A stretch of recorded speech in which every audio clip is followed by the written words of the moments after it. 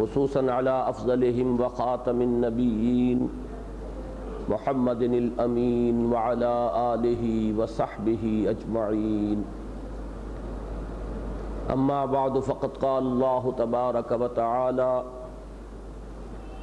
اعوذ باللہ من الشیطان الرجیم بسم اللہ الرحمن الرحیم.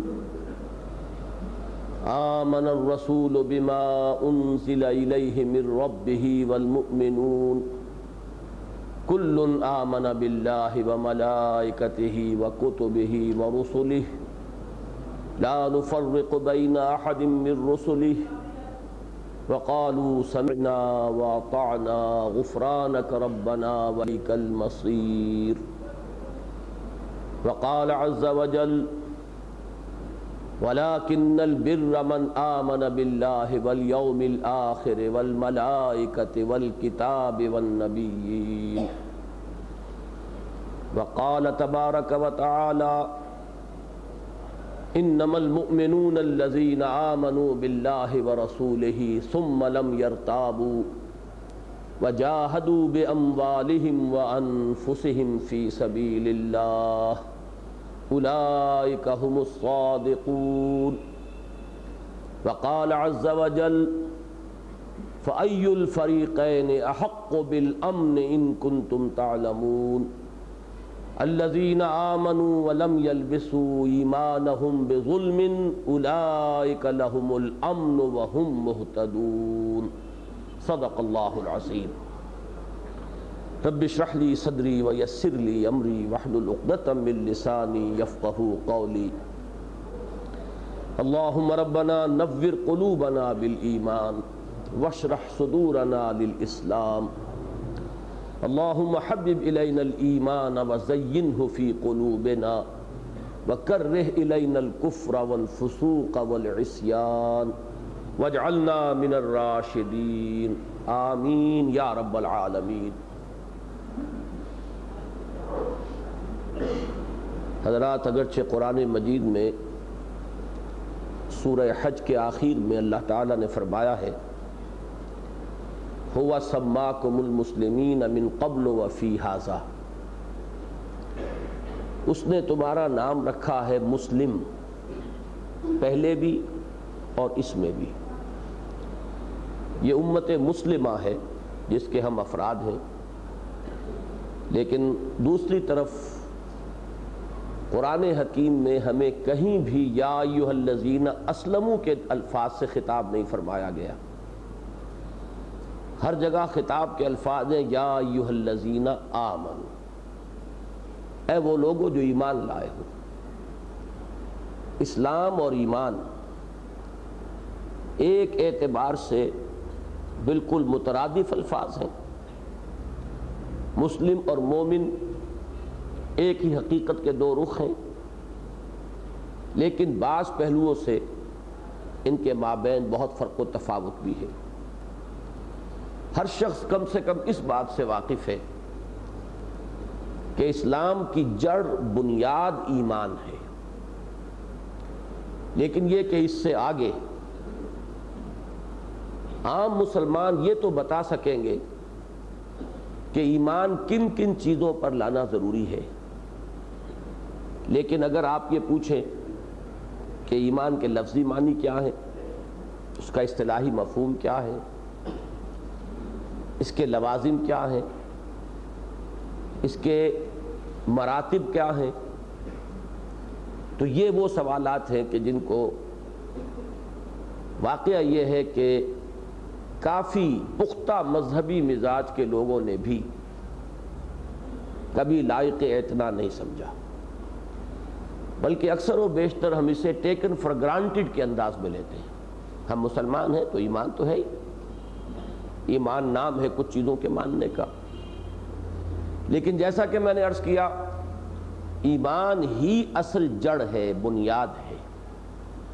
لہذا ان 3 دنوں میں میں جو ایک کوشش کر رہا ہوں کہ میرے اب تک کے دینی مطالعے کا اور غور و فکر کا جو لب لباب ہے، یا ذرا ثقیل اصطلاح استعمال کر رہا ہوں، میرے دینی فکر کا جو خلاصہ ہے وہ میں آپ حضرات کے سامنے اختصار کے ساتھ لیکن جامعیت کے ساتھ پیش کر دوں تو اس کا آغاز میں کر رہا ہوں حقیقت ایمان کی بحث سے، اس لیے کہ یہی جڑ ہے، یہی بنیاد ہے۔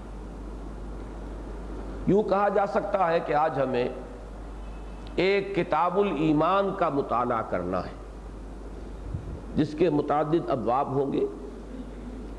آپ حضرات بھی اپنی جگہ پر گنتے جائیں عنوانات کو اور ابواب کو، یہ اس لیے کہ اس کے حوالے سے پھر ان باتوں کو مستحضر رکھنا آسان ہوگا کہ جو میں آپ کے سامنے رکھوں گا۔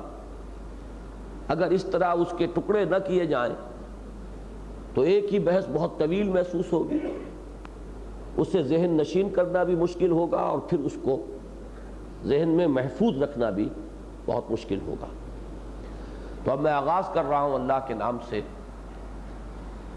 پہلا باب اپنے ذہن میں متعین کر لیجئے، اور جن کے پاس کوئی کاغذ پینسل ہے وہ نوٹ کر لیں۔ پہلا باب ہے ایمان کے لفظی معنی۔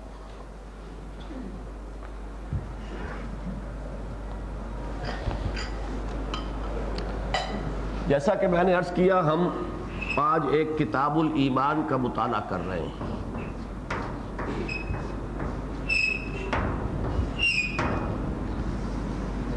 اس کے ابواب میں یہاں لکھتا جاؤں گا، اور باقی اگر کوئی ضرورت محسوس ہوئی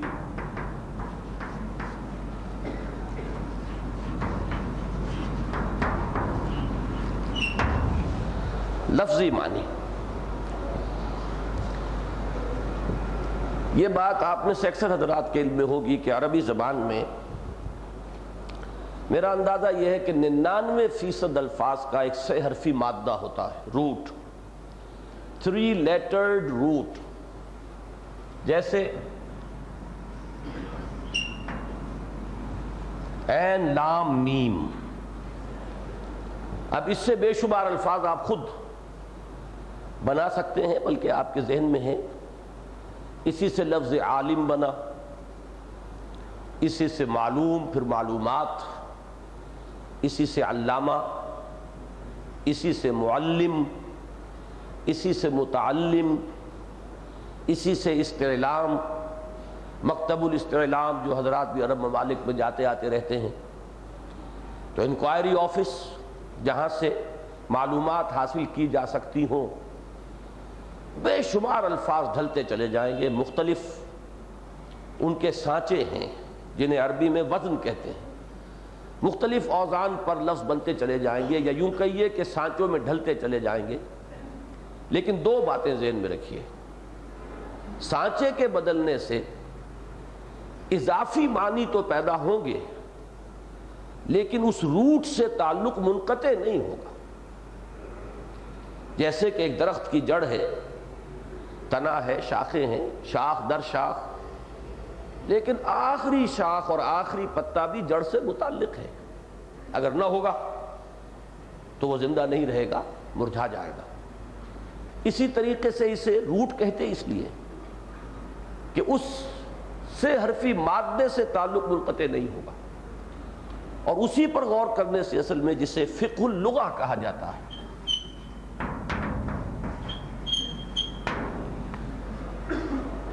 کہ زبان کا جو پس منظر ہے یا الفاظ کا گہرائی میں اتر کر مفہوم سمجھنا، یہ لفظ کہاں سے چلا تھا، کہاں سے بنا تھا، کہاں پہنچا، کتنا اس نے سفر طے کیا ہے، اس کو ہم کہیں گے فقہ اللغہ۔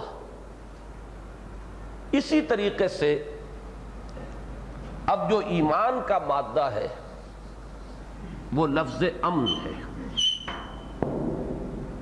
الف میم نون، اور یہ امن کا لفظ جو ہے اردو میں مستعمل ہے۔ اس کے معنی بیان کرنے کی ضرورت نہیں، البتہ میں چاہوں گا کہ نوٹ کر لیں۔ قرآن مجید اس امن کو اکثر و بیشتر ڈیفائن کرتا ہے 2 الفاظ کی نفی سے۔ اصول ہے تعرف الاشیاء بازدادہا، کسی شے کی اصل معرفت بسا اوقات اس کا جو اپوزٹ ہے، جو اس کا ضد ہے، اس کے ذریعے حاصل ہوتی ہے۔ تاریکی کے حوالے سے روشنی کی معرفت حاصل ہوگی۔ تو تعرف الاشیاء بازدادہا، اس اعتبار سے قرآن مجید دو الفاظ لاتا ہے کہ اگر ان کی نفی ہو جائے تو وہ حالت امن ہوگی، خوف اور حزن۔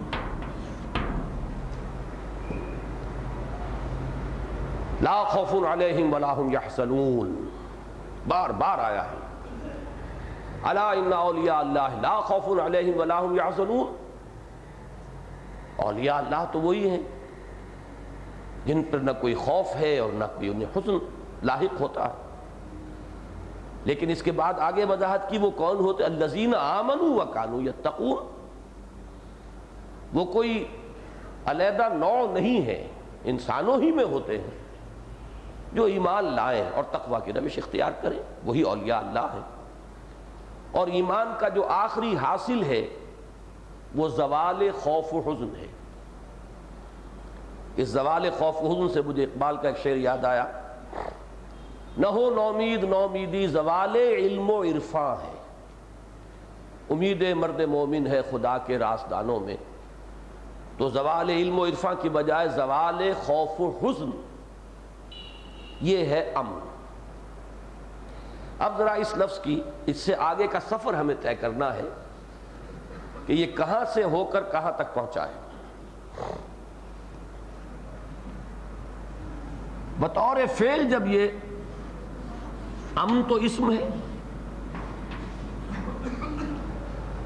بطور فعل جب یہ ثلاثی مجرد سے آئے گا، یہ جن حضرات کو یہ ابتدائی گرامر بھی معلوم نہیں ہے وہ بس سنیں، جنہیں کچھ قواعد مستحضر ہیں وہ ان کے حوالے سے ذہن نشین کریں، سننے والے بھی بالکل محروم نہیں رہیں گے۔ کن عالمن او متعلمن او سامعن، یا عالم بنو یا متعلم بنو، اور یا پھر تیسرے درجے میں یہ ہے کہ سامع بنو، تو سمع تو آپ کر ہی لیں گے۔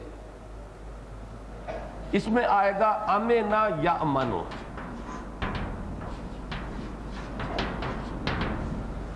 اور اس کے معنی ہوں گے امن میں ہونا۔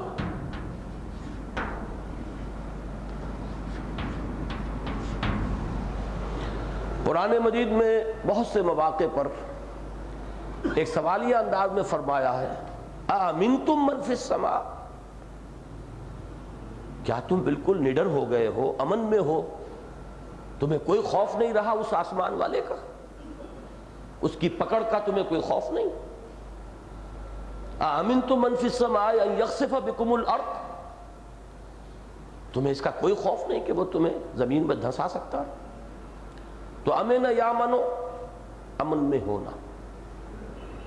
اس سے کچھ اسم بھی بنتے ہیں، اس میں فاعل بنے گا آمنن، آمنن کے معنی ہوں گے وہ شخص کے جو امن میں ہو۔ اس میں مفعول بنے گا مامونن، لیکن مامونن کے معنی کیا ہے؟ وہ جس سے امن حاصل کر لیا گیا ہو، جس سے کوئی خوف نہ ہو۔ یہ ذرا مشکل ہے، بڑی مشکل سے ذہن میں اس لفظ کا یہ مفہوم آتا ہے، لیکن ایک آیہ مبارکہ کے حوالے سے یاد رہ سکے گا، ان عذاب ربک غیر مأمون، تیرے رب کا عذاب ایسی شے نہیں ہے کہ جس سے بے خوف ہو جایا جائے، غیر مأمون ایسی شے نہیں ہے کہ جس سے کوئی نچنت رہے، نڈر ہو جائے۔ تو مأمون وہ نہیں ہے جو امن میں ہو، بلکہ مامون وہ ہے کہ جس سے کوئی خوف نہ رہے۔ ایک لفظ بنے گا اس میں ظرف مأمنن، امن کی جگہ، یہ سورہ توبہ میں آیا ہے، ثم ابلغہ مأمنہ، آمن کا لفظ بھی یاد آیا ہوگا، لَتَدْخُلُنَّ الْمَسْجِدَ الْحَرَامَ إِنْ شَاءَ اللَّهُ آمِنِينَ محلقین رؤوسکم ومقصرین لا تخافون۔ آمنن جو امن میں ہو، مامونن جس سے امن ہو، جس سے کوئی خوف نہ ہو، ڈر نہ ہو، مأمن جو امن کی جگہ ہو۔ ثم ابلغوا مأمنا، یہ سورہ توبہ میں فرمایا گیا کہ اگر مشرکین میں سے کوئی تم سے پناہ طلب کرے تو اسے پناہ دے دو، یہاں تک کہ وہ آئے، اللہ کا کلام سن لے، پھر ثم ابلغوا مأمنا، پھر اسے اس کی امن کی جگہ تک پہنچا دو۔ یہ نہیں کہ وہیں اس سے کہو کہ فیصلہ کرو اب تم قبول کرتے ہو یا نہیں، اور نہیں قبول کرتے ہو تو گردن مار دی جائے، یہ تو اس پناہ دینے کے خلاف ورزی ہو جائے گی۔ آپ نے دعوت پہنچا دی، جو بات سمجھنا چاہتا تھا سمجھا دی، اب اسے پہنچ جانے دیجئے اس کی امن کی جگہ، فیصلہ وہاں کرنے دیجئے۔ یہ آیت اس وقت نازل ہوئی ہے جبکہ آخری چیلنج دے دیا گیا تھا سورہ توبہ کی جو ابتدائی 6 آیات ہیں کہ اب صرف 4 ماہ کی مہلت ہے۔ فَإِذَا انْسَلَخَ الْأَشْهُرُ الْحُرُمُ فَاقْتُلُوا الْمُشْرِكِينَ حَيْثُ وَجَدتُّمُوهُمْ، جیسے ہی یہ حرمت والے مہینے ختم ہو جائیں تو پھر قتل کرو انہیں مشرکین کو جہاں چاہو، جہاں پاؤ۔ لیکن اس سے ایک استثناء کیا گیا، ایک شخص سمجھنا چاہ رہا ہے تو اس کو سمجھنے کا موقع دو، پناہ دو، وہ آئے سمجھے، پھر اسے اس کے امن کی جگہ پہنچاؤ، پھر جو اقدام کرنا ہو کرو۔ تو یہ الفاظ ذرا پہچانیے، آمینہ یا امنو، امن میں ہونا، آمن مامون مامن۔ اب اس میں ایک چیز اور، اس میں بے یا لام کا اضافہ ہوتا ہے، پریپوزیشنز کے بڑھنے سے معنی میں تبدیلی ہوتی ہے۔ اس کی سادہ ترین مثال جو 5ویں 6ٹھی جماعت کا بچہ بھی سمجھ لے گا، ٹو گیو، اس کا ایک مفہوم ہے، ٹو گیو اپ اس کا بالکل ہی کوئی اور مفہوم ہے، ٹو گیو ان اس کا کچھ اور مفہوم ہے۔ عربی میں اتنا فرق و تفاوت نہیں ہوگا، یہ انگریزی کی بات ہے، اتنا لمبا چوڑا فرق عربی میں نہیں ہوگا، لیکن روٹ سے تعلق جو ہے منقطع نہیں ہوگا۔ یہاں تو معلوم ہوتا ہے کہ اس روٹ سے کوئی تعلق ہی نہیں رہا، لیکن یہ کہ بہرحال پریپوزیشنز کے اضافے سے فرق ضرور پڑے گا۔ جب آئے گا امینا بے یا امینا علا،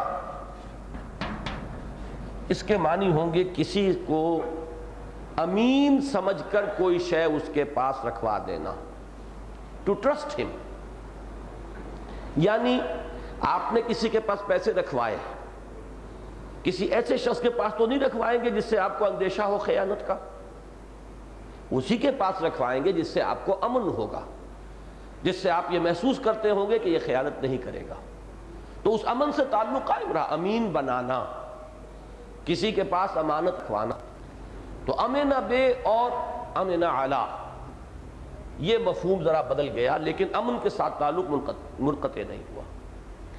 اب آئیے ثلاثی مزید فی میں،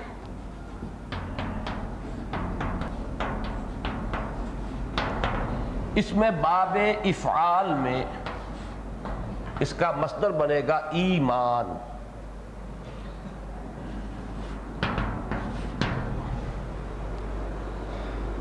فعال ایمان، اور ایمان بن جائیں گے کس کو امن دینا۔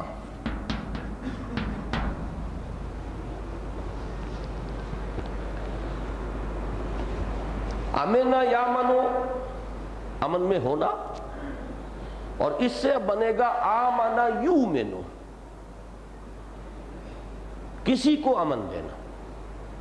اب یہ متعدی ہو گیا، کسی دوسرے کو امن دینا۔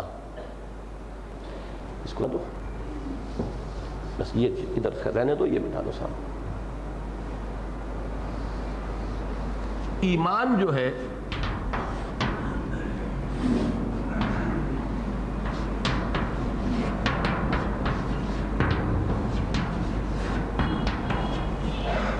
اس سے اس میں فاعل بنے گا مؤمنن۔ اب مومنون کے معنی بتائیے۔ ایمان بخشنے والا، ایمان عطا کرنے والا، امن دینے والا۔ یہیں سے اللہ کا ایک نام بنتا ہے المومن، جو سورہ حشر کے آخر میں اللہ کے اسماء کا سب سے بڑا گلدستہ ہے۔ المومن المہیمن عزیز الجبار المتکبر، تو اللہ امن بخشنے والا ہے، امن عطا فرمانے والا ہے۔ اس میں بھی اب تعدیہ ہوگا بے اور لام سے،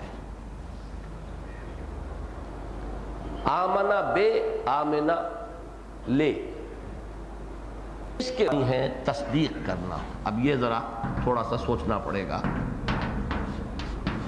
کہ کیا یہ اپنی جڑ سے منقطع ہو گیا؟ دیکھیے، تصدیق دنیا میں ہمیشہ دو چیزوں کی ہوتی ہے، دعویٰ اور خبر۔ کسی نے آ کر کوئی دعویٰ کیا، کسی نے آ کر کوئی خبر دی، اب رد عمل دو ممکن ہے، یا تردید یا تصدیق۔ تردید کی تو ایک طرح کا تصادم شروع ہو گیا، وہ کمتر ہو زیادہ ہو، تم جھوٹ کہتے ہو، تمہارا دعویٰ جھوٹا ہے، تصادم شروع ہو گیا کہ نہیں؟ وہ صرف باللسان بھی ہو سکتا ہے تصادم، اور پھر بالید بھی ہو سکتا ہے تصادم۔ یہ تو اس مسئلے کی انٹینسٹی اور اس کی گمبھیرتا کتنی ہے اس پر متعلق، اس سے اس کا تعلق ہوگا، لیکن تکذیب ہمیشہ ایک تصادم کو جنم دیتی ہے، اور تصدیق امن دینا ہے۔ ایک شخص نے ایک دعویٰ کیا، ہم تسلیم کرتے ہیں آپ کے دعوے کو، گویا کہ ہم نے امن دیا۔ ایک شخص نے خبر دی، ٹھیک ہے آپ صحیح کہتے ہیں، صدقتا، تو ہم نے امن دیا۔ اس روٹ سے تعلق منقطع نہیں ہوگا، امن سے اس کا رشتہ ٹوٹا نہیں ہے۔ یہاں تک ہم پہنچ گئے ہیں، امنا یامنو، امنا بے لام، آمنا یومنو ایمانن، اس سے آمنا بے، آمنا لے، بے کے ساتھ یا لام کے ساتھ کہنا چاہیے مجھے، با کے ساتھ یا لام کے ساتھ۔ عربی میں تو اسے بے نہیں کہتے، با کہتے ہیں۔ تو تعدیہ وہاں بھی ہوا تھا با اور لام کے ساتھ، یہاں بھی ہوا با اور لام کے ساتھ، لیکن ثلاثی مجرد میں جب اس کو با اور لام کے ساتھ ہم نے استعمال کیا تو اس کے معنی ہوئے کسی پر اعتماد کرتے ہوئے، کسی سے خوف محسوس نہ کرتے ہوئے، ٹرسٹ کرتے ہوئے کوئی شے، کوئی چیز اس کے پاس امانت رکھوا دینا۔ اور آمن یومنو کے ساتھ با اور لام جب آیا تو تصدیق کرنا، اسے امن دینا، اس کے دعوے کو مان لینا، اس کی خبر کو تسلیم کر لینا۔ اس میں ذرا سا ایک فرق اور نوٹ لیں کہ جب با کے ساتھ تصدیق ہوگی تو یہ ذرا گاڑھی تصدیق ہوتی ہے، وثوق کے ساتھ، یقین کے ساتھ، اور جب لام کے ساتھ ہی ہے تو بالعموم، ویسے یہ کہ ایکسیپشنز ہوتی ہیں، تو یہ سرسری طور پر مان لینا۔ تو ماننے کے یہ دو درجے تو ہمیشہ رہیں گے، کسی کے دعوے کو ماننا، کسی کی خبر کی تصدیق کرنا۔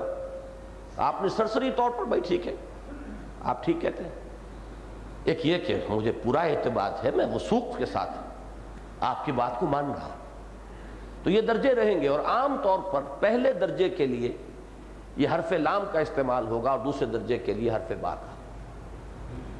پہلا چیپٹر ختم ہوا، اب دوسرا، صاف کر دو اس کو۔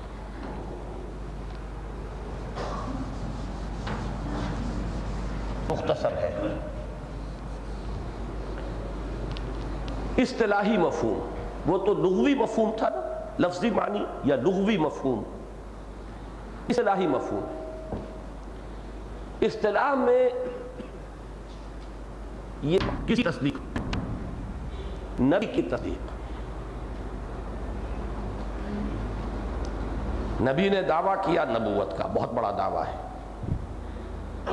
ہم تو کہ پیدائشی مسلمان ہیں، ایک چیز کو مانتے چلے آ رہے ہیں، تو ہمیں اس دعوے کی جو اہمیت زیادہ نہیں۔ آپ تصور کیجئے مکے میں نبی اکرم صلی اللہ علیہ وسلم ایک عام انسان کی طرح، عام اس معنی میں نہیں کہ کردار اور اخلاق میں وہ ان جیسے ہوں، بہترین اخلاق، بہترین کردار، لیکن اور تو کوئی بات نہیں۔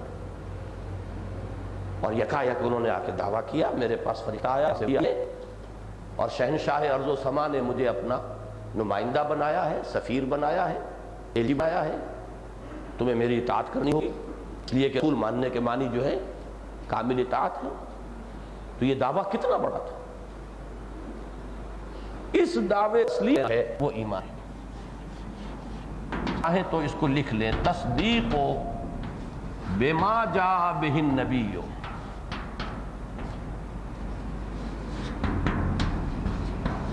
صلی اللہ علیہ وسلم، تصدیق کرنا اس بات کی جو لائے ہیں محمد صلی اللہ علیہ وسلم، یہی بات۔ البتہ بما جاء جو ہے اس میں دو چیزیں شامل ہوں گی، ایک ما وراء الطبیعت حقائقی پر ہے، some metaphysical truths، اور ایک ہے احکام، اوامر، نواہی، اللہ، اس کی ذات و صفات کی خبر، قیامت کا وقوع، جنت و دوزخ کی خبر، فرشتوں کا وجود، جنات کے بارے میں خبر، یہ سب کیا ہے؟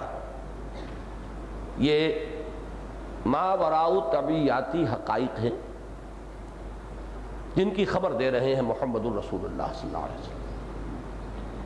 ایک یہ ہے کہ انہوں نے نماز کا حکم دیا، نماز سکھائی، فرمایا صلو کما رأیتمونی اصلی، نماز پڑھو جیسے مجھے دیکھتے ہو کہ میں نماز پڑھتا ہوں، فلاں شے حرام ہے، فلاں فرض ہے، واجب ہے۔ تو یہ دو حصے ہیں، تو بما جاء میں تو سب آ جائے گا، اور واقعہ یہ ہے کہ اس میں سے کسی چیز کا انکار بھی ایمان کی نفی ہو جائے گا۔ البتہ عام طور پر لفظ ایمان کا اطلاق ہوتا ہے ان ما وراء طبیعاتی حقائق کو مان لینے پر جن کی خبر دی ہے محمد الرسول اللہ صلی اللہ علیہ وسلم۔ تو ویسے تو یہ جیسا کہ میں نے عرض کیا کہ تصدیق بما جاء بہ النبی یہ عام ہو گیا، لیکن عام طور پر جو استعمال ہے اس کا وہ حضور صلی اللہ علیہ وسلم کے لائے ہوئے احکام پر نہیں، بلکہ اس کا عمومی اطلاق ہوگا ان ما وراء طبیعاتی حقائق کے تسلیم کرنے پر جن کی خبر دی ہے محمد الرسول اللہ صلی اللہ علیہ وسلم۔ تیسرا باب، یہ ذرا طویل ہے لیکن دلچسپ ہے انشاءاللہ۔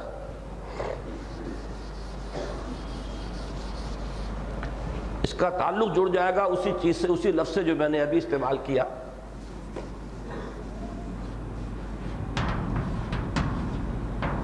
ایمان کا موضوع۔ اب ذرا کرسی رکھتے ہیں۔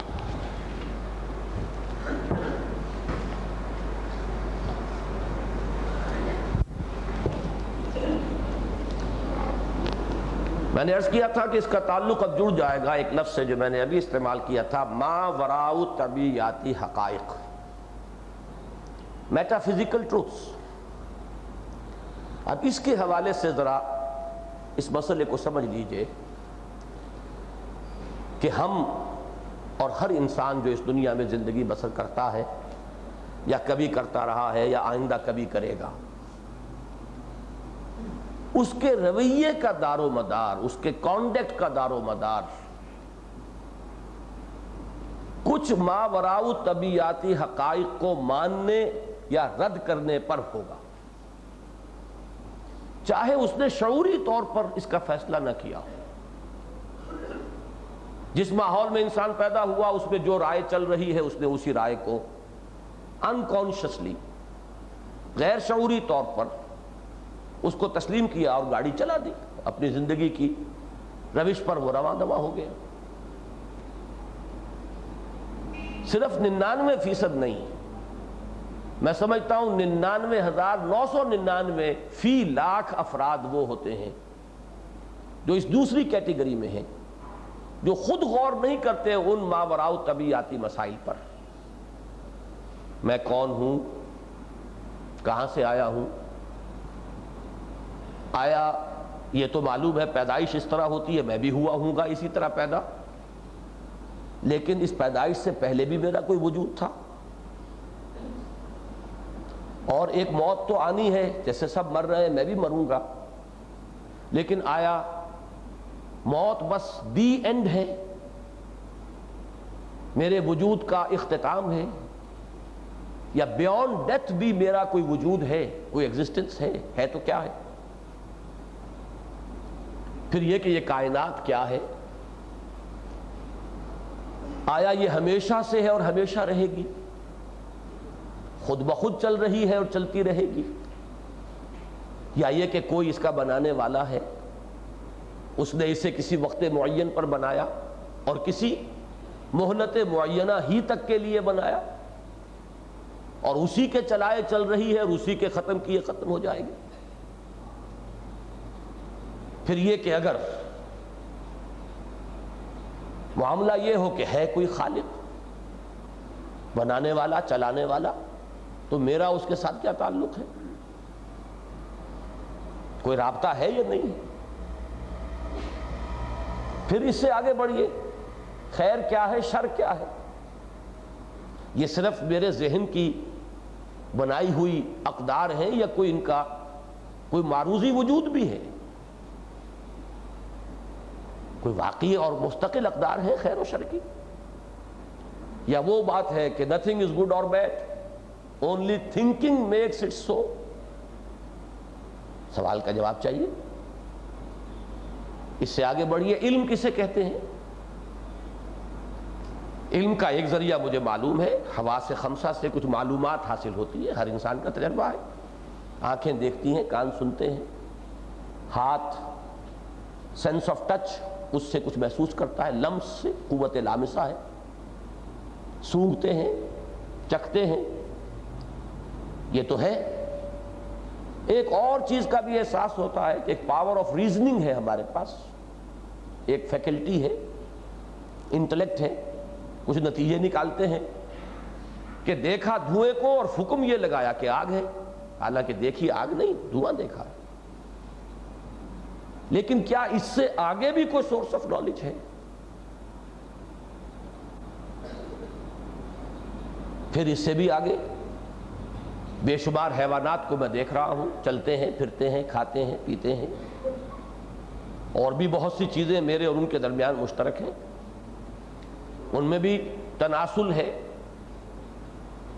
پروکریشن ہے، ریپروڈکشن ہے، بقائے نسل ہے، وہ بھی گھروندے بناتے ہیں یا گھونسلے بناتے ہیں۔ تو کیا میں بھی محض ایک حیوان ہوں، نسبتاً زیادہ ترقی یافتہ حیوان، یا یہ کہ میری حقیقت کوئی نوعیت کے اعتبار سے کوانٹیٹیو نہیں کوالیٹیٹیو کوئی فرق ہے میرے اور حیوانوں کے مابین؟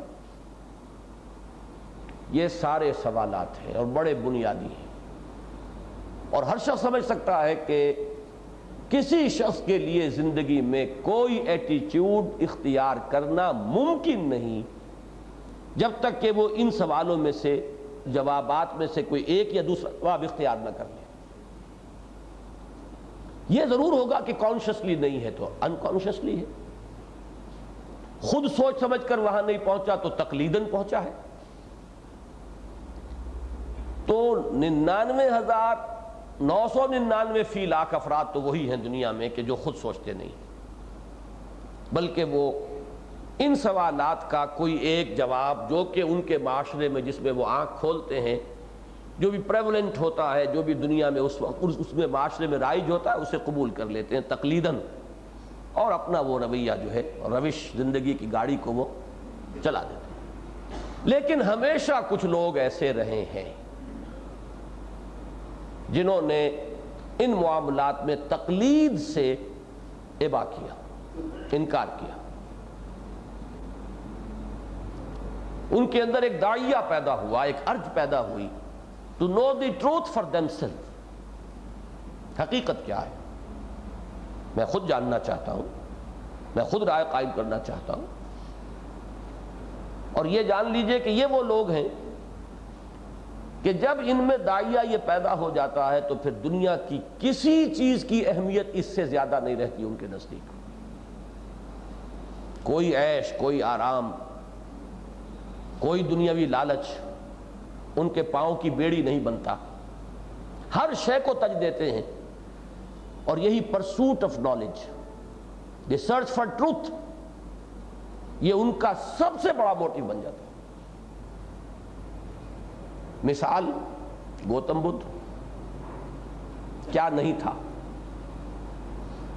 کپل وستو کا شہزادہ، 30 برس کی عمر، جوان بیوی، محل کا عیش و آرام اور دودھ پیتا بچہ چھوڑ کر ایک شخص نکل، نہ معلوم کتنے رشیوں منیوں کی انہوں نے سیوا کی، کتنوں کی جوتیاں سیدھی کی اور کتنوں کے لیے کیا کیا،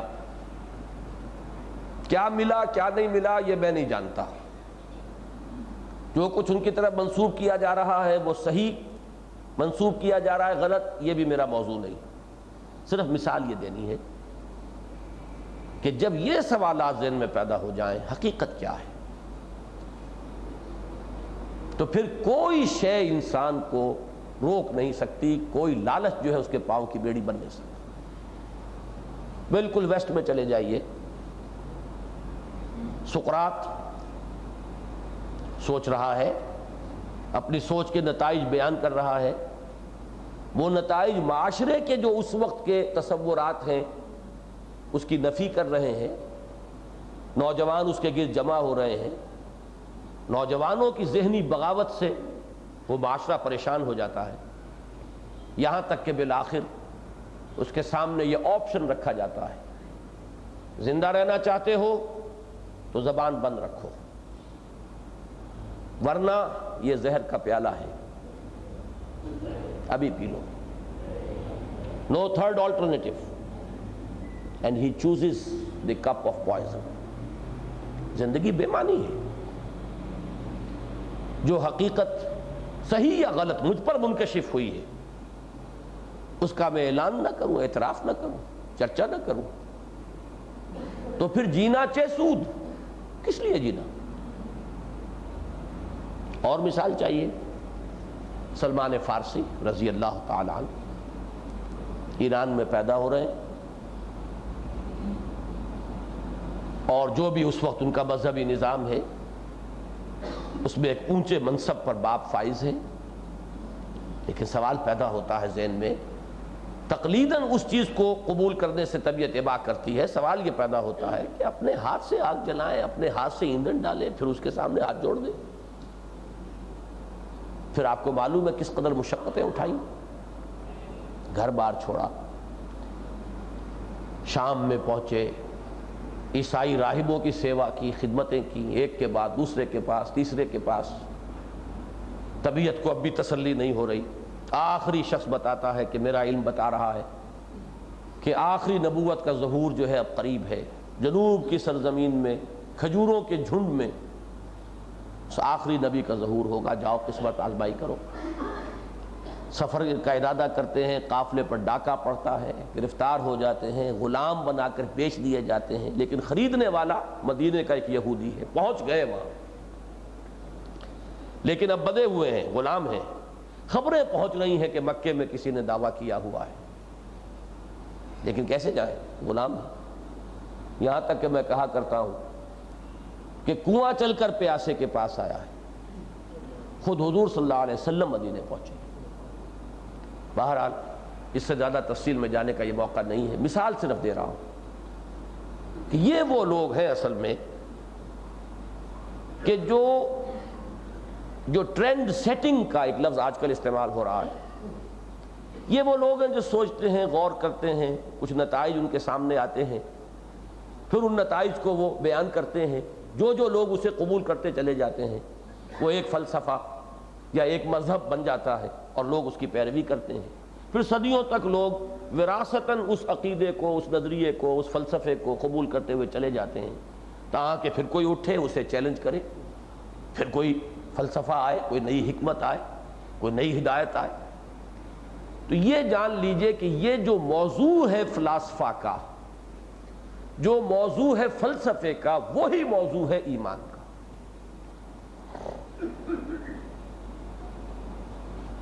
البتہ اپروچز جدا ہیں، موضوع وہی ہے، لیکن ایک فلسفی اپنے نتائج فکر کو پیش کرتا ہے یہ کہہ کر کہ یہ میری سوچ کا نتیجہ ہے، میں اس نتیجے تک پہنچا ہوں، میرا خیال یہ ہے، یہ بات یوں معلوم ہوتی ہے، وہ اسے کسی اور سپر نیچرل یا ان یوزول سورس کی طرف منسوب نہیں کرتا، اور پھر کبھی قطعیت کا دعویٰ نہیں کرتا کہ یہی الحق ہے، اس میں کسی شک و شبے کی گنجائش نہیں۔ جتنا بڑا فلسفی ہوگا اتنی ہی اس میں آپ تواضع پائیں گے، ہیوملٹی پائیں گے۔ وہ یوں بات پیش کرے گا کہ مجھے یوں معلوم ہوتا ہے۔ علامہ اقبال کے لیکچرز جو ہیں، ان کا جو دیباچہ ہے، مقدمہ، پریفیس، کبھی اس کو پڑھیے تو جو اس میں وہ تواضع، علمی تواضع اور جو ہیوملٹی سامنے آ رہی ہے کہ مجھے جو کچھ سمجھ میں آیا وہ میں نے پیش کر دیا ہے۔ میں یہ دعویٰ نہیں کرتا کہ یہی آخری بات ہے، ہمارا کام صرف یہ ہے کہ ہم اپنے اس فکر کو آگے بڑھائیں، غور و فکر کے عمل کو جاری رکھیں۔ ہو سکتا ہے کہ اس سے بہتر نتائج سامنے آئے، اس سے آگے کوئی فلسفی کوئی بھی بات نہیں کرے گا، اس لیے کہ وہ اس کے اپنے ذہن کا صغرا کبرا، اپنے فکر کی کڑیاں جوڑ کر اس نے کوئی نتیجہ بنایا ہے۔ اس کے برعکس کچھ لوگ ہمیشہ تاریخ میں ایک ہمیں چین ملتی ہے، کم سے کم ابراہیم سے لے کر حضرت محمد تک علی نبینا علیہ الصلوۃ والسلام، یہ تقریباً انبروکن چین ہے، اگرچہ تھوڑا سا وقفہ ہے، لیکن یہ ہسٹوریکل چین ہے، اس لیے کہ اولڈ ٹیسٹمنٹ یہ ایک تاریخ ہے۔ تو prophets of the old testament, عہد نامہ قدیم کے انبیاء، وہاں سے بات چل رہی ہے۔ اس اعتبار سے ہم یہ کہہ سکتے ہیں کہ اس میں تسلسل ہے۔ یہ حضرات یہ کہتے ہیں، کہتے رہے ہیں کہ ہمیں ایک علم حاصل ہوا ہے، ان سوالات کا جواب ملا ہے ایک سپر نیچرل سورس سے جو عام لوگوں کے پاس نہیں ہے، اس ذریعے سے ہمیں ان سوالات کے یہ جوابات ملے ہیں، اور ہم دعوے سے کہتے ہیں کہ یہی حق ہے، یہی صحیح ہے۔ یہاں آ کر بڑا کنٹراسٹ نمایاں ہو جاتا ہے۔ ایک طرف یہ کہ وہ اسے اپنی فکر قرار نہیں دیتے، ان ہوا الا وحی یوحا، وحی ہے جو وحی کی جا رہی ہے، یہ میرا فکر نہیں، میری سوچ نہیں۔ ان اتبع الا ما یوحا الیہ، میں تو خود پیروی کر رہا ہوں اس کی جو میری طرف وحی کیا جا رہا ہے، میں تو ایک پیسو ریسیپینٹ ہوں، مجھے ایک چیز دی گئی ہے اور میں اسے بیان کر رہا ہوں۔ تو فلسفی سے بیسیکلی ایک بات تو یہ مختلف ہوئی، اور دوسری بات یہ مختلف ہوئی کہ وہ اس دعوے کے ساتھ کہتا ہے کہ یہی حق ہے، یہی صحیح ہے، ذالک الکتاب لا ریب فیہ۔ اس اعتبار سے تو زمین و آسمان کا فرق ہے، لیکن موضوع کے اعتبار سے کوئی فرق نہیں ہے۔ انہی سوالات کے بنیادی جوابات انبیاء کرام نے دیے ہیں، اور ان جوابات کے مجموعے کا نام ایمان ہے۔ اب آئیے چوتھا باب۔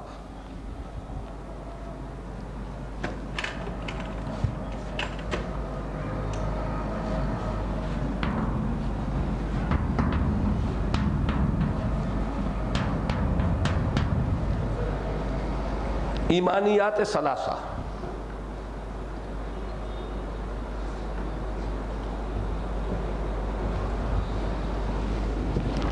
پہلے ہمیں ذرا جو سوالات ہم نے انیومریٹ کیے تھے، گنے تھے،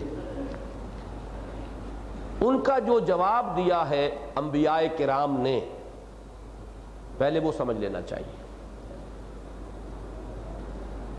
ایک بات اس میں ذرا مزید واضح ہو جائے کہ انبیاء کرام کے لائی ہوئی تعلیمات میں احکام کے اندر تو فرق اور تفاوت ہوا ہے۔ اس حصے میں جو ماوراء طبیعیاتی حقائق کی وضاحت پر مشتمل ہے، کوئی فرق نہیں۔ ایمان ایک ہی رہا ہے، شرائع مختلف رہی ہیں، نماز کی حیتیں بدل گئی ہیں، روزے کے احکام بدل گئے ہیں۔ اور ایک ذرا میں جب وہ ایمان کے موضوع کا ذکر کر رہا تھا تو ایک آیت کا حوالہ کہ حضرت ابراہیم علیہ السلام نے جب اپنے والد سے کہا تھا یا ابت انی قد جانی من العلم ما لم یاتک فاتبعنی اہدک صراطا سویا، یہ ہے وہ دعویٰ کہ جو سورس آف نالج، جو سورسز آف نالج ہے عام انسانوں کے پاس، میں جو کچھ کہہ رہا ہوں وہ ان میں سے کسی سورس سے حاصل شدہ معلومات نہیں ہے، ورنہ تو والد آپ ہیں، میں تو ولد ہوں، میں تو بیٹا ہوں، تجربہ زیادہ آپ کا ہے، میں ناتجربے کار ہوں، معمر آپ ہیں، میں نوعمر ہوں۔ ہر دلیل جو ہے اس کا تقاضا یہ ہوگا کہ میں آپ کی بات مانوں، میں آپ کے پیچھے چلوں۔ آپ کے بال سفید ہیں، میرے سیاہ ہیں، اور باپ کہہ سکتا تھا کہ ہم نے یہ بال دھوپ میں سفید نہیں کیے ہیں، تم کہاں سے آئے ہمیں پڑھانے والے؟ اس کی پہلے ہی انہوں نے جو ہے وجہ بیان کر دی کہ یا ابت، ابا جان، انی قد جانی من العلم ما لم یاتک، میرے پاس وہ علم آیا ہے جو آپ کے پاس نہیں آیا تھا، فاتبعنی، پس میری پیروی کیجئے، اہدک صراطا سویا، میں آپ کو کی رہنمائی کروں گا سیدھے راستے کی طرف۔ تو میں یہ کہا کرتا ہوں کہ یہاں ہر اعتبار سے گنگا الٹی بہہ رہی ہے، جبکہ بیٹا باپ سے یہ مطالبہ کر رہا ہے، لیکن اس کے لیے دلیل ہے۔ اب آئیے ایمانیات ثلاثہ۔ پہلی بات جو انبیاء بتاتے ہیں، جو انہوں نے بتائی ہے، یہ چیزیں تو میں چاہتا ہوں کہ ذہن نشین ہوں، اسی ترتیب کے ساتھ ذہن نشین ہوں۔ نمبر ایک، یہ کائنات نہ ہمیشہ سے ہے نہ ہمیشہ رہے گی۔ دس یونیورس جو ہمارے لیے باؤنڈ لیس نظر آ رہی ہے، تا حد نگاہ پھیلی ہوئی، جس کا ہمیں کچھ پتہ نہیں کہاں شروع ہوتی ہے کہاں ختم ہوتی ہے، لیکن یہ پوری کائنات نہ قدیم ہے اور نہ غیر فانی ہے، یہ حادث ہے اور فانی۔ البتہ ایک ہستی ہے جو قدیم ہے اور باقی ہے، وہ ہستی اس کی کریٹر ہے، اس نے اس کو پیدا کیا، وہ ہمیشہ سے ہے، without any beginning, without any and, وہ قدیم اور ہمیشہ باقی رہنے والا۔ وَيَبْقَى وَجْهُ رَبِّكَ ذِي الْجَلَالِ وَالْإِكْرَامِ كُلُّ مَنْ عَلَيْهَا فَانٍ، وہ اس کی کریٹر ہے۔ اور یہ کریشن، دو الفاظ نوٹ کیجئے قرآن مجید میں آتے ہیں، اس کریشن کے دو وصف ہیں، بالحق، خلق السماوات والارض بالحق، یہ حق کے ساتھ پیدا کی گئی، یہ بامقصد ہے، یہ پر حکمت ہے، الل ٹپ نہیں ہے، کھیل کود کے لیے نہیں بنائی گئی ہے، بیکار اور عبث نہیں ہے، باطل نہیں ہے۔ ربنا ما خلقت ھذا باطلا افحسبتم انما خلقناکم عبثا، نہ باطل ہے نہ عبث ہے، نہ اللہ نے کھیل کود کے مشغلے کے طور پر یہ کام کیا ہے، یہ تخلیق بالحق ہے۔ اور نمبر دو، الی اجل مسمی، ایک وقت معین تک کے لیے، ایک وقت آئے گا کہ اس کی بساط طے کر دی جائے گی۔ یوم نطوی السماء کطی السجل للکتب، کہیں آتا ہے والسماوات مطویات بیمینہ، یہ ساری خلائیں اور فضائیں اس کے داہنے ہاتھ میں لپٹی ہوئی ہوں گی۔ آگے چلیے، وہ ہستی جو کریٹر ہے، وہ تنہا ہے اپنی ذات میں، صفات میں، اختیارات میں، حقوق میں، اس کا نہ کوئی مثل ہے، نہ مثال ہے، نہ مثیل ہے، نہ ضد ہے، نہ ند ہے۔ اب اس کے لیے ایک لفظ انگریزی کا جو ہے یونیک، ایک بالکل یونیک ہستی جس کے لیے کوئی مثال نہیں، مثل نہیں، مثیل نہیں، کفو نہیں، ضد نہیں، ند نہیں، کچھ۔ یہ تو ہوا نہیں کا معاملہ، اور اس بات کیا ہے؟ تمام صفات کمال اس میں بتمام و کمال موجود ہے۔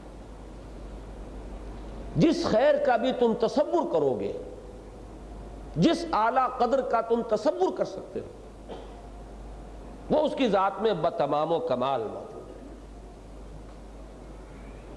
قوت تو وہ القوی ہے، عزت تو وہ العزیز ہے، حیات تو وہ الحی ہے، سماعت تو وہ السمیع ہے، بصارت تو وہ البصیر ہے، فعال لما یرید ہے، ارادہ، علم تو بکل شیء علیم ہے، قدرت تو علی کل شیء قدیر ہے۔ جس چیز کا بھی تصور کرو، اس کو قرآن مجید مختصر ترین الفاظ میں کہتا ہے لہ الاسماء الحسنی۔ الاسماء الحسنی میں حصر ہے، تمام اچھے نام اسی کے ہیں۔ اگرچہ تعین کے ساتھ ہم اسماء حسنی انہی کو مانیں گے جو یا قرآن میں آئے یا حدیث میں آئے۔ جیسے کہ ہمیں معلوم ہے کہ نبی بہت سے آئے جن کا قرآن میں ذکر نہیں، رسلا قد قصصناہم علیک من قبل ورسلا لم نقصصہم علیک، لیکن تعین کے ساتھ اسی کو رسول مانیں گے جس کا قرآن میں ذکر ہے۔ بعض لوگ ان باتوں کو سمجھتے نہیں، تو اس بات پر بھی انہیں الجھن ہونے لگتی ہے کہ تمام اچھے نام اسی کے ہیں، کیسے کہہ دیا آپ نے؟ اللہ کے اسماء حسنی تو صرف وہی ہیں جو قرآن اور حدیث میں ہیں۔ تو بات صحیح ہے، تعین کے ساتھ وہی نام ہوں گے۔ فَادْعُوهُ بِهَا، جب ہم پکاریں گے اللہ کو تو انہی ناموں کے ذریعے پکاریں گے جن کا قرآن اور حدیث میں ذکر آیا ہے۔ لیکن علی الاطلاق جب کہیں گے تو ہر اچھا نام اسی کا ہے، اس لیے کہ ہر خیر اس کی ذات میں بتمام و کمال موجود ہے۔ یہ جو کچھ میں نے اب تک بیان کیا ہے، اب اس کو آپ چاہیں تو ایمان باللہ کہہ لیں، اور چاہیں تو توحید کہہ لیں۔ ٹھیک،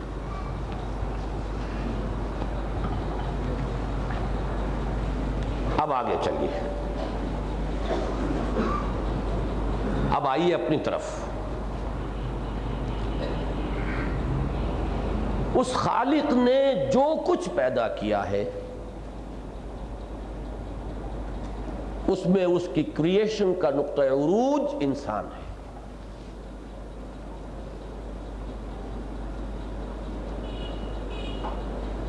اس کا ماسٹر پیس، کلائمیکس اس کی کریشن کا، اشرف المخلوقات انسان۔ نمبر 2، انسان محض حیوان نہیں ہے، بلکہ وہ حیوان بھی ہے، مزید برآں اس میں ایک شے وہ ہے جو اسے ممیز کر دیتی ہے جملہ حیوانات سے، بلکہ جملہ مخلوقات سے، اور وہ اس کی وہ روح ہے جس کی نسبت براہ راست ذات باری تعالیٰ کے ساتھ ہے۔ وَنَفَخْتُ فِيهِ مِن رُوحِي فَقَعُوا لَهُ سَاجِدِينَ، 2 جگہ قرآن مجید میں آیا مضمون۔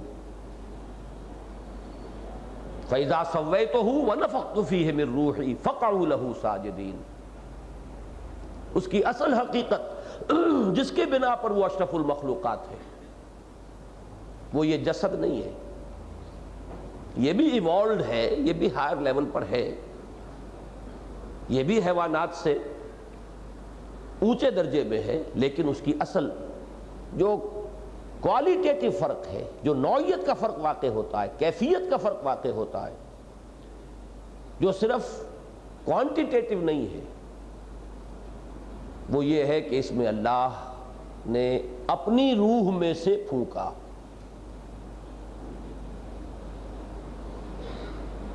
نمبر 3، اس کی زندگی صرف یہ پیدائش سے موت تک کا وقفہ نہیں ہے، بلکہ بہت طویل بہت طویل بہت طویل۔ تو اسے پیمانہ امروز و فردا سے نہ ناپ، جاویداں پہم دماں ہر دم جواں ہے زندگی۔ یہ تو در حقیقت اس کی کتاب زندگی کا صرف دیباچہ ہے، مقدمہ ہے، یہ پریفیس ہے، کتاب تو کھلے ہی موت کے بعد۔ اصل زندگی وہ ہے، وہ اینڈلیس ہے، یہ محدود ہے، فائنائٹ اور انفائنائٹ کے درمیان کوئی نسبت ہی نہیں، لہذا اس کے مقابلے میں یہ زندگی کھیل کود ہے۔ وَمَا الْحَيَاةُ الدُّنْيَا إِلَّا لَهْوٌ وَلَعِبٌ، إِنَّ دَارَ الْآخِرَةَ لَهِيَ الْحَيَوَانُ، اصل زندگی تو آخرت کی زندگی ہے، جو ابدی زندگی ہے، جیسے کہ حضور نے فرمایا وَإِنَّهَا لَجَنَّةٌ أَبَدًا أَوْ لَنَارٌ أَبَدًا، پھر وہ یا جنت ہے ہمیشہ ہمیش کے لیے، اور یا آگ ہے ہمیشہ ہمیش کے لیے۔ نمبر 4، زندگی کے یہ 2 حصے کر دینے کی وجہ یہ ہے کہ یہ حصہ چھوٹا سا چنک جو کاٹا گیا، اسے ایک امتحانی وقفہ بنایا گیا۔ قلزم ہستی سے تو ابراہ مانند حباب، اس زیاں خانے میں تیرا امتحان ہے زندگی۔ خلق الموت والحیات لیبلوکم ایکم احسن عملا، ورنہ یہ مسلسل ایک ہی زندگی رہتی، بیچ میں وقفہ ڈالا ہے۔ موت ایک زندگی کا وقفہ ہے، یعنی آگے بڑھیں گے دم لے کر، اس سے جو ایک علیحدہ حصہ کیا ہے، یہ ایک امتحانی وقفہ ہے۔ پروو یور ورتھ، خلق الموت والحیات لیبلوکم ایکم احسن عملا۔ اس زندگی کے خاتمے کے بعد یا اس سے متصل کہیے عالم برزخ ہے، پھر ایک یوم القیامہ ہے، اس میں حشر و نشر ہے، بعث بعد الموت ہے، حشر و نشر ہے، حساب کتاب ہے، اس امتحان میں کامیابی یا ناکامی کے فیصلے ہیں، اور اس کے بعد اس کے نتیجے میں یا ابدی سزا ہے یا ہمیشہ کے لیے روح و ریحان و جنت نعیم۔ ابدی سزا کا نام جہنم ہے، اور ابدی روح و ریحان اس کا نام جنت ہے۔ اس سب کو جمع کیجئے تو اس کو کہیں گے ایمان بالآخرہ یا معاد۔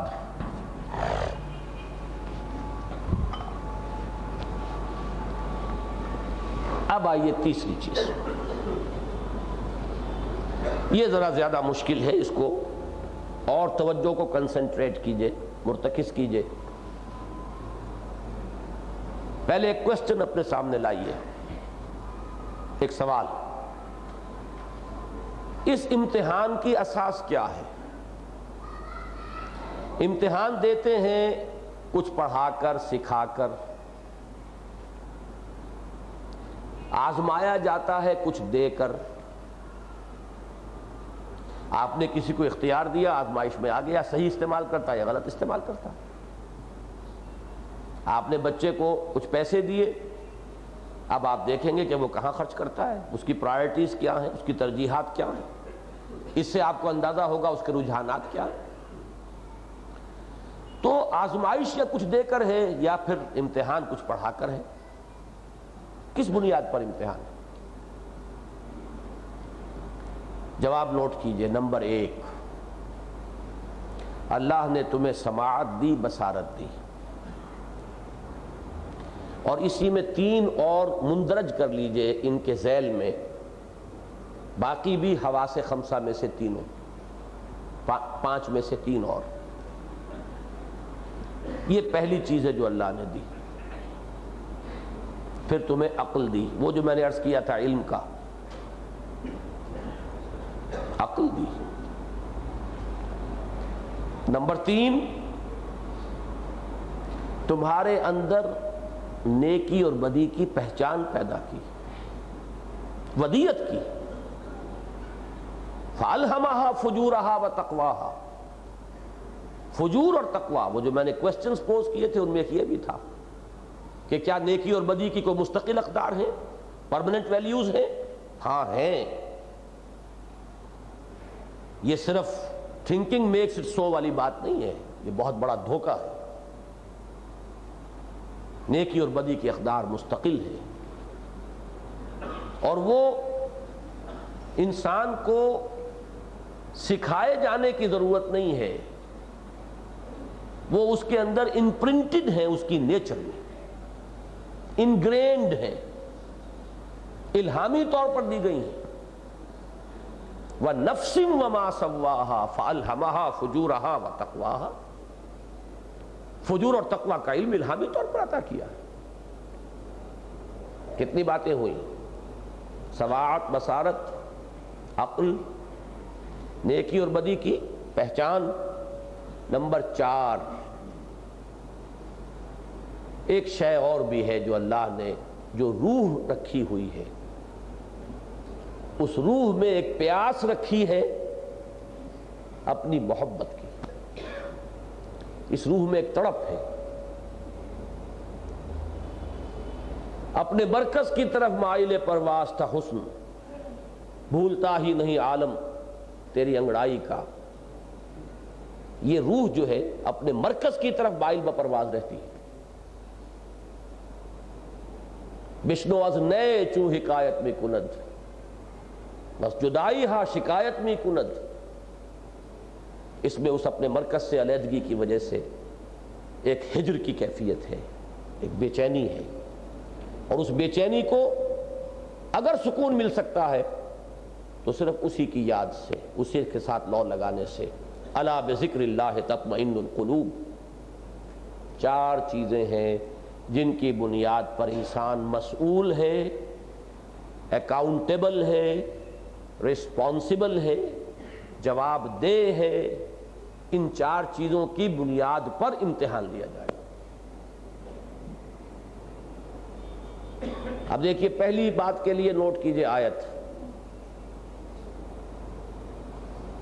خلق الانسان من نطفۃ امشاج نبتلیہ، انا خلقنا الانسان من نطفۃ امشاج نبتلیہ فجعلناہ سمیعا بصیرا۔ ہم نے انسان کو ملے جلے نطفے سے پیدا کیا کہ اسے جانچیں، پرکھیں، آزمائیں، امتحان میں ڈالیں، تو ہم نے اسے سمیع اور بصیر بنایا۔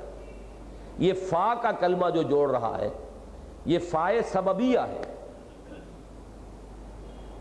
اس کے لیے ہم نے یہ کیا، سماعت اور بصارت دی۔ کھول آنکھ، زمین دیکھ، فلک دیکھ، فضا دیکھ۔ اللہ تمہاری نگاہوں سے اوجھل سہی، اللہ کی آیات تو ہر چہر طرف پھیلی ہوئی ہے۔ اگر دھوئیں کو دیکھ کر آگ کا علم حاصل کر سکتے ہو تو آفاق و انفس کے مشاہدات سے اللہ کو نہیں پہچان سکتے۔ حق میری دسترس سے باہر ہے، حق کے آثار دیکھتا ہوں میں، وہ آثار تو موجود ہیں۔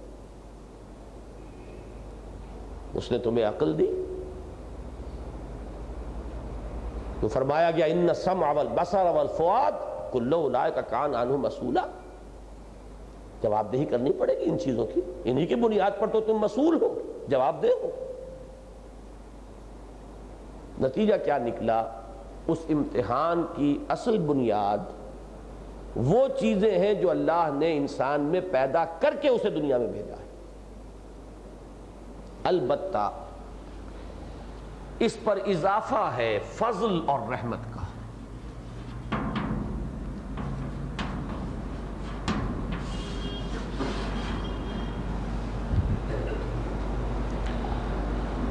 اللہ کا یہ فضل ہوا ہے انسان پر، اور اللہ کی رحمت کا ظہور یہ ہے کہ اس نے اس امتحان کو آسان بنا دیا۔ یہ وہ تیسیر ہے، اصل بنیاد یہ نہیں ہے،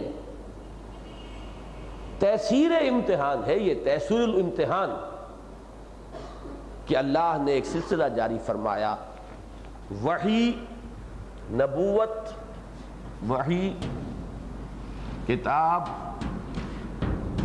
نبی، رسول،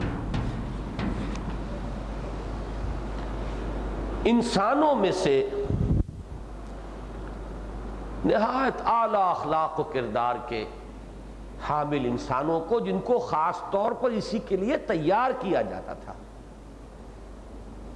یہ کوئی ایٹ رینڈم چوز کرنے والی بات نہیں تھی۔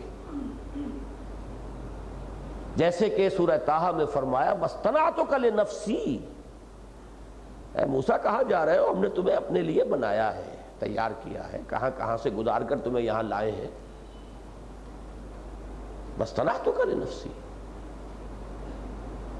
تو انسان اعلیٰ ترین سیرت و کردار کے حامل، اعلیٰ ترین انسانی اقدار پر فائز، انسانیت کے بلند ترین مقام پر فائز انسانوں کو چنتا رہا، فرشتے کے ذریعے سے اس کے پاس وحی بھیجی، اس وحی کے ذریعے سے وہ مابعد طبیعیاتی حقائق بھی اجاگر کیے، روشن کیے، واضح کیے، اور زندگی گزارنے کا صحیح راستہ بھی ان کو سکھایا۔ نبیوں کو مامور کیا کہ یہ وحی کے جو آئی ہے اس کے علم کو عام کریں، پہنچائیں، اور اپنے عمل سے اس کا ایک نمونہ پیش کریں، اس کی پریکٹیکیبلٹی کو ثابت کر دیں کہ وہ قابل عمل ہے، اور اس کا ایک نہایت جامع نمونہ اپنی شخصیتوں کے اندر پیش کریں، تاکہ اب جن کی وہ اپنی اوریجنل فیکلٹیز کچھ ماند پڑی ہوئی ہوں، کچھ ماحول کا گردہ آ گیا ہو آئینہ قلب پر، کچھ نگاہوں پر بھی کسی غلط فلسفے کی وجہ سے کوئی سحر اس کے اوپر ہو، آنکھوں پر جادو کا اثر ہو جاتا، نظر بند ہو گئی، تو اس سلسلے سے ان کے لیے اس امتحان کو آسان کیا جائے۔ یہی وجہ ہے کہ نبوت کو رحمت قرار دیا گیا، اور جب یہ رحمت اپنے نقطۂ عروج کو پہنچی تو وہ رحمت للعالمین قرار پائے، محمد الرسول اللہ صلی اللہ علیہ وسلم۔ اب اس کو آپ جمع کر لیجئے، وحی سے پہلے ایک اور لفظ ایڈ کیجئے، فرشتہ۔ فرشتہ وحی لایا، وہ وحی اس کا ریکارڈ کتاب ہے، جن انسانوں کے پاس وہ آیا وہ نبی ہے، اور جب نبی کسی معین آبادی یا بستی یا قوم کی طرف مبعوث ہو جاتا ہے تو وہ رسول ہوتا۔ اس سب کو جمع کیجئے تو یہ ہے ایمان بالرسالت۔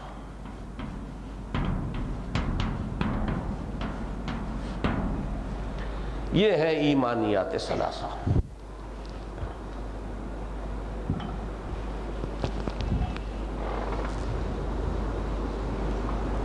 اب آئیے پانچواں باب۔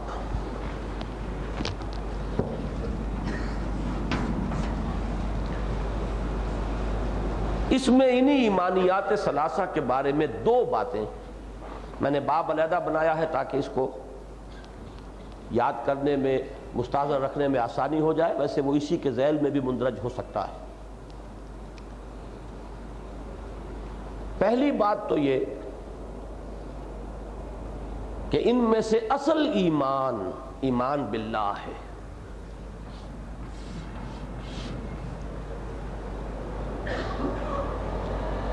اور یہ دونوں ایمان اسی کی کورولریز ہیں۔ کرولریز، فروعات، شاخیں.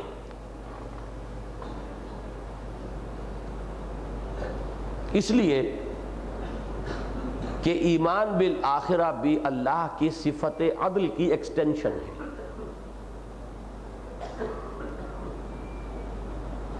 اور ایمان بالرسالت اللہ کی صفت ہدایت کی توسیع ہے. لہذا یہ دونوں شاخیں ہیں اور کل ایمان در حقیقت ایمان باللہ ہے. اس کو ہم تعبیر کرتے ہیں ایمان مجمل اور ایمان مفصل.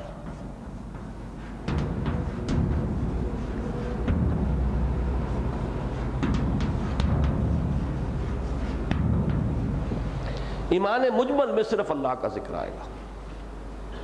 آمنت باللہ کما ہوا باسمائہ وصفاتہ وقبلت جمیع احکامہ اقرار باللسان وتصدیق بالقلب. مجمل کسے کہتے ہیں؟ اجمال سے ہے، مختصر. مجملاً ایمان نام ہے ایمان باللہ کا. میں نے مانا اللہ کو جیسا کہ وہ ظاہر ہے اپنے اسماء و صفات سے. اس کی ذات کو میں نہیں جانتا. میرا کل علم جو ہے اس کے بارے میں وہ اس کے اسماء و صفات کے حوالے سے. اور میں نے تسلیم کیے اس کے کل احکام. قبلت جمیع احکام ہی قبول کیے. اقرار باللسان، اس کا اقرار کر رہا ہوں زبان سے. تصدیق بالقلب، اور بعض جگہ الفاظ ملیں گے تصدیق بالجنان، میں تصدیق کرتا ہوں دل سے. اب جب مفصل ہوگا تو آمنت باللہ وملائکتہ وکتبہ ورسلہ والیوم الآخر والقدر خیرہ وشرہ من اللہ تعالی والبعث بعد الموت. اسی کے لیے میں نے آیات پڑھی تھی سورہ بقرہ کی لاسٹ بٹ ون آیت.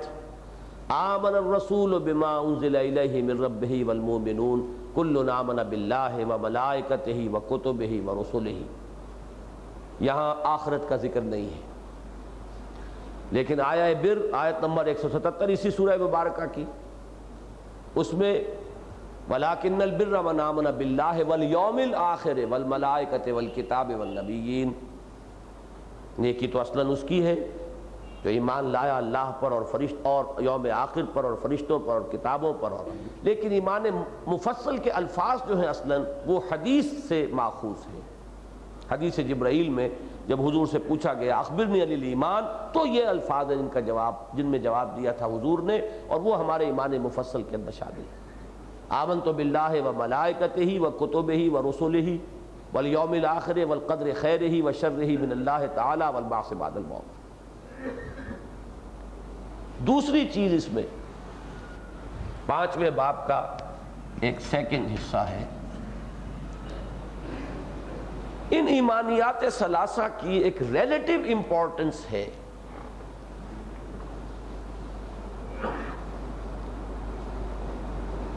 الفاظ میرے نوٹ کیجئے.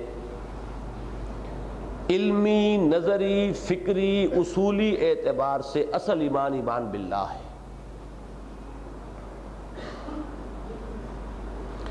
شرعی، فقہی، قانونی اعتبار سے اصل ایمان ایمان بالرسالت ہے. اللہ کو بھی مانتا ہو انسان، آخرت کو بھی مانتا ہو، رسول کو نہ مانے کافر. اور نمبر 2، اللہ کو بھی اسی طرح مانے جیسے کہ رسول نے ماننا بتایا. اپنے طور پر مانے تو وہ ایمان نہیں ہے. آخرت کو بھی انہی تفاصیل کے ساتھ مانے جو رسول نے بتائیں، تب وہ مومن ہوگا. اپنے سے جی سے گھڑی ہوئی تفاصیل یا مجملاً یہ کہ ہاں جی ہے there is some sort of existence beyond death، یہ نہیں، یہ ایمان بالآخرہ نہیں. اللہ کو ان اسماء و صفات کے ساتھ ماننا معتبر ہوگا جس کی خبر رسول نے دی. کما ہوا باسمائہ و صفاتہ اور آخرت کو ان تفاصیل کے ساتھ ماننا معتبر ہوگا جس کی خبر رسول دے رہے ہیں۔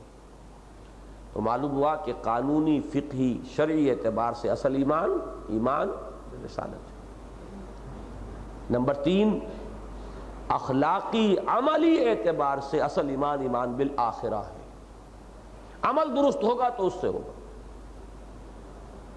آخرت کی باز پرس کا احساس، جواب دہی کا احساس، یہ بار بار جو آتا ہے، اتقوا اللہ اتقوا اللہ اتقوا اللہ حق تقاتہ فاتقوا اللہ ما استطعتم، یہ اگر احساس ہے جواب دہی کا، انذار، خبردار کرنا اس آخرت سے جو کہ نبی کا سب سے اہم، سب سے بنیادی، اولین فریضہ ہے، یہ ہوگا تو عمل درست ہوگا۔ اس میں کوئی کمزوری آ گئی تو ایمان باللہ بھی ذات و صفات کی ایک بحث بن جائے گی، الہیات کا گورکھ دھندا بن جائے گا، ہے یہی بہتر الہیات میں الجھا رہے، اس کے سوا کچھ ہاتھ پلے نہیں آئے گا۔ وہ جو اقبال نے کہا زندہ قوت تھی زمانے میں یہ توحید کبھی، اور اب کیا ہے فقط ایک مسئلہ علم کلام، ہے صفات ذات حق حق سے جدا یا عین ذات، کرتے جائیے بحثیں، ایسی بحثیں، بالآخر کہنا پڑا لا عین ولا غیر۔ اہل سنت جو ہیں جہاں آ کر پناہ لیتے ہیں کہ نہ صفات کو ہم عین کہہ سکتے ہیں اللہ کی ذات کا، نہ غیر کہہ سکتے ہیں، پھر کیا کہیں لا عین ولا غیر، یہ ساری بحثیں ہوں گی پھر، اور عمل جو ہے اس پر کوئی اثر مترتب نہیں ہوگا۔ اور ایمان بالرسالت بھی عشق رسول کی وہ شکل اختیار کرے گا جو آپ کو سڑکوں پر نظر آتی ہے جلوسوں کی شکل میں، اور بھنگڑے ڈالتے ہوئے اور جشن مناتے ہوئے، یہ عشق رسول بنے گا ایمان بالرسالت، اگر آخرت کی بات پر اس کا احساس نہیں۔ پھر نعتیں ہوں گی اور زمین و آسمان کے قلابے ہوں گے اور مدینے کی گلیاں ہوں گی اور نہ معلوم کیا ہوگا، عمل نہیں ہوگا۔ عمل ہوگا تو ایمان بالآخرہ سے۔ تو یہ دونوں چیزیں اصل میں تو اسی چوتھے باب کا ایک، آپ اس کو سب چیپٹر بھی کہہ سکتے ہیں، لیکن بہت اہم ہے اس لیے علیحدہ رکھیے۔ اصولی، عقلی، علمی، نظری اعتبار سے اصل ایمان باللہ، شرعی، قانونی، فقہی اعتبار سے اصل ایمان بالرسالت۔ ایمان باللہ بھی وہی معتبر جو ان اسماء و صفات کے ساتھ ہو جس کی خبر رسول نے دی، ایمان بالآخرہ بھی وہی معتبر جو ان تفاصیل کے ساتھ ہو جس کی خبر رسول نے دی صلی اللہ علیہ وسلم۔ اور عملی اعتبار سے اخلاق پر اثرات کے مترتب ہونے کے اعتبار سے اصل اہمیت ایمان بالآخرہ کی۔ اگر آپ نے کوئی ایسا چور دروازہ نکال لیا کہ مانتے بھی ہیں پر نہیں مانتے،